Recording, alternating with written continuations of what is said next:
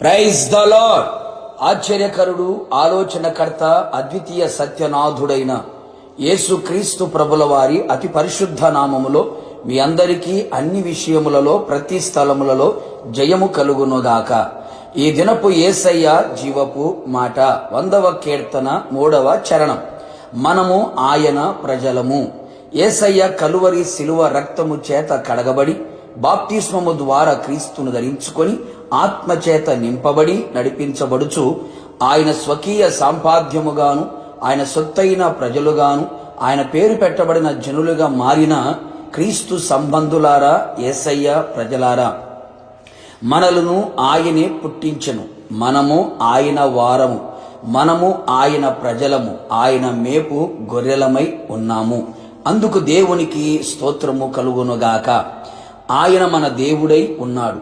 మునుపు సాతానుకు ప్రజగా బానిసగా ఉంటూ బ్రతికిన మన బ్రతుకులను ఆయన తన అమూల్యమైన రక్తముతో మనలను కొని ఆయన ప్రజలుగా చేసుకొని ఉన్నాడు. మనము విలువ పెట్టి కొనబడిన వారము, మనము విలువైన వారము. ప్రభు రాకడ వరకు, మన పోకడ జరుగు వరకు మనము ఆయన ప్రజలుగానే బ్రతికెదము, ఆయన ప్రజగానే ముగించెదము. యేసయ్యకే మహిమ కలుగునుగాక. ప్రియ దేవుని బిడ్డ, మనలను తనకు జనముగా చేసుకున్నట్టుకు ఆయన ఇష్టము కలిగి ఉన్నాడు. ఆయన తన ఘనమైన నామము నిమిత్తము తన జనులను ఆయన విననాడు. నిజమే ప్రియులారా, అందరూ నేను విడిచినను మరచినను దేవుడు తన ప్రజలను మరువడు, ఎన్నడు విడనాడడు. తన ప్రజలతో ఆయన ఎల్లప్పుడూ ఉండును. ఆయన తన ప్రజలకు అన్ని విషయములలో సమాధానమును కలుగు చెయ్యును. హృదయమునకు తలంపులకు సమాధానమును కావలి ఉంచును. సరిహద్దులలో సమాధానము ఇచ్చును. సమాధానం ఏలుబడి చెయ్యునట్లుగా చెయ్యును. అన్ని వైపులా సమాధానమును అనుగ్రహించి వారిని ఆశీర్వదించును. అంతేగాక తన ప్రజలు ఎల్లప్పుడూ బలహీనులు కాకుండా నిమిత్తము వారిని బలపరుచును, బలమును అనుగ్రహించును. వాక్యము ద్వారాను, ఆత్మ ద్వారాను, కృప ద్వారాను వారిని బలముతో నింపి బలవంతులుగా వారిని నిలబెట్టును.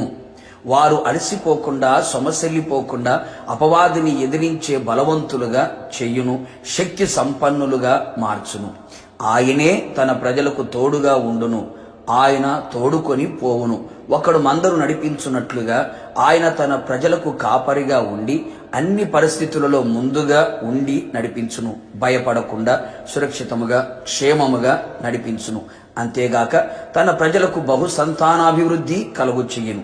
అన్ని విషయములలో అభివృద్ధిని, అత్యధికమైన అభివృద్ధిని, బహుగా అభివృద్ధిని ఆత్మీయంగా, శారీరకంగా, భౌతికంగా కలుగు చెయ్యను.